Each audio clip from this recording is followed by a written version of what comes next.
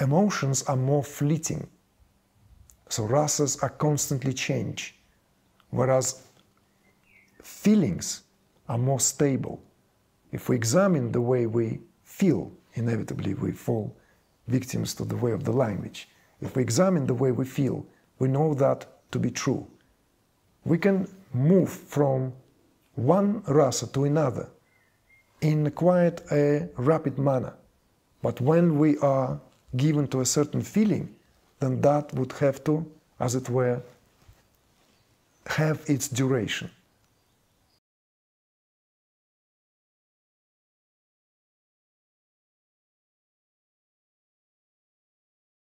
I feel a little bit tempted to also ask about that chapter which delves into the Natya Shastra.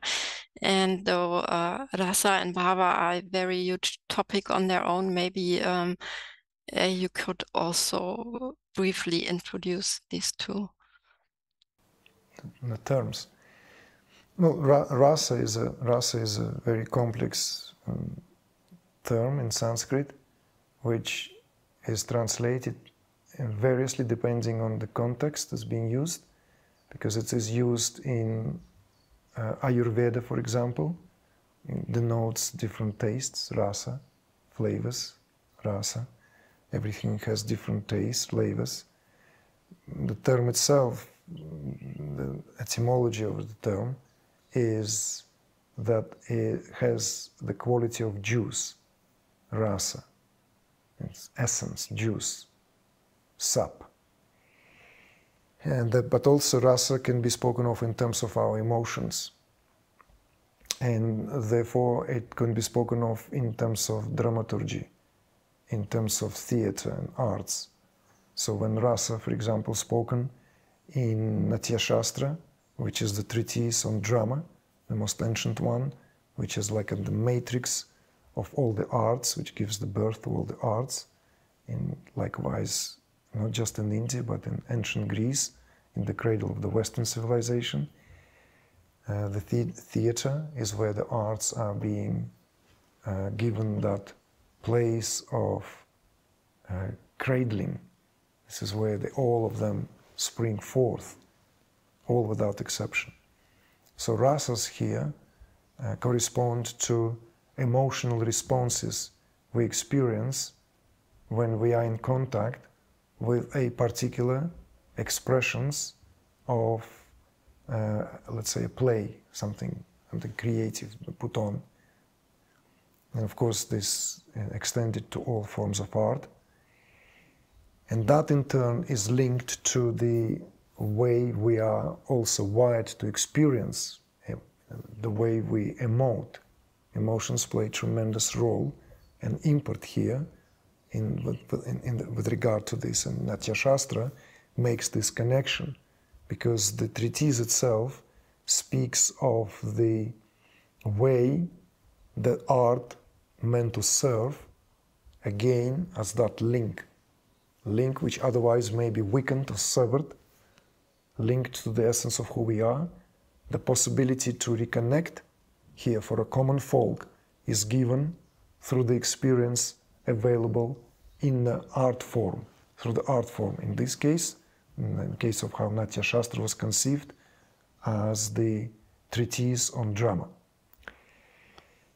And the bhava, on the other hand, is this something which is a lingering that is left after particular emotive experience taking place. Just as if we lit up an incense, and then after that incense is finished burning, then this lingering scent left in a room for much longer than the duration of, let's say, at least when a good incense is being burned, then that what bhava can be here compared to. It's that after effect that we're left with. So that emotive state translates now in a feeling. That what bhava here represents. And we know that there is a deep connection between emotions and feelings. Emotions are more fleeting. So rasas are constantly change, whereas feelings are more stable.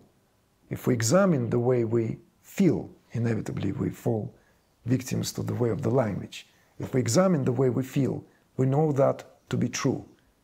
We can move from one rasa to another in quite a rapid manner. But when we are given to a certain feeling, then that would have to, as it were, have its duration. So this connection between rasas giving rise to particular bhavas play a tremendously important role in all classical arts in India, particularly to this day, to the importance that is given in the classical Indian music. In the classical Indian music, the whole theory and the whole structure of ragas, this rag, right? These ragas, these melodies of nature, which is all linked to the particular prevalent vibrations at a particular time of the day, right? Or sometimes seasons, like there is for example, rag meg, which corresponds to the rainy season, the melody of rain. And there are ragas, let's say early morning raga, like rag lalit, which corresponds to this very, very slow awakening time of the dawn, to the, let's say, late rag of the morning, al-hai bilaval, then to the bhairavi, bhairav, and all this to the something which is more of a pace of the day, and then into the marva, the afternoon, all the way into the ragas of the evening, Shankar or Kansi Kanhara. There are many, many different ragas. There are many, many different ragas, all corresponding to particular phases. But the meaning and the purpose of these ragas is that they invoke a certain bhava. Likewise with rasas. Rasas are here to invoke a certain feeling, which gives also this, which puts us in touch to a much greater degree to that what we meant to feel. Because according to this depth present in Indian civilization, we are here to feel. This is something where I myself would like to give more time in the work I do, as you know, in this guide, right, in the role of the guide, holding these programs and so forth, transformative immersions, we call them, these retreats. The importance of feeling. We are here to feel the fullness of who we are. And the fullness here is inseparable from the full spectrum of what the fullness here represents. And yet all these different hues, different colors are illumined by one and only transcendent, translucent rasa, known as Shanta, which was introduced by the aforementioned Abhinavagupta to enrich the Natya Shastra with his famous gloss that he gave, as it were, rescuing Natya Shastra from otherwise secular domain and giving it, anchoring it through tantric understanding in Vedic culture. Because Shanta Rasa here is the 9th, altogether there are 8 classically spoken of rasas, emotive states. He brings the 9th, Shanta Rasa, and emphasizes that all these are different colors of the rainbow of the spectrum, illumined by one translucent light of awareness. And that's what we are at the beginning of every experience, and that's where experience falls back into, is what gives this full circle a possibility of closure, and where we indwell, as it were, in our essence. Again, a homecoming. I'm glad we've included this. Thank you so much.